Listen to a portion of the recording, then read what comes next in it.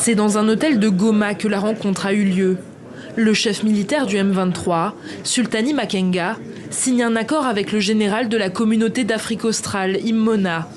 Ce dernier s'engage à retirer ses forces armées, les Sami DRC, de la capitale du Nord Kivu, 2 semaines après l'annonce de la fin du mandat de cette force régionale dans la zone. Selon les termes de l'accord, la force d'Afrique australe participera aussi à la réparation de l'aéroport de Goma, dont le tarmac reste fermé depuis sa prise par le M23 fin janvier. Les stigmates des combats sont encore visibles, comme ces véhicules de l'armée congolaise laissés à l'abandon. Les instances internationales et onusiennes avaient pourtant immédiatement plaidé pour sa réouverture, afin de créer un couloir humanitaire, indispensable dans cette zone où les routes goudronnées sont rares. Ces derniers jours, le Programme alimentaire mondial a alerté sur les conditions d'extrême précarité des habitants. 27,7 millions de Congolais sont confrontés à une insécurité alimentaire aiguë.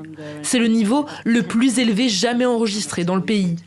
Nombre d'entre eux n'ont plus de quoi nourrir leurs enfants. Ils sont contraints à la malnutrition, à un risque plus élevé de maladie et de mortalité. N'oublions pas que nous avons déjà des cas de variole, plus de 80 000, et de choléra, plus de 7 000. La criminalité a atteint un niveau alarmant.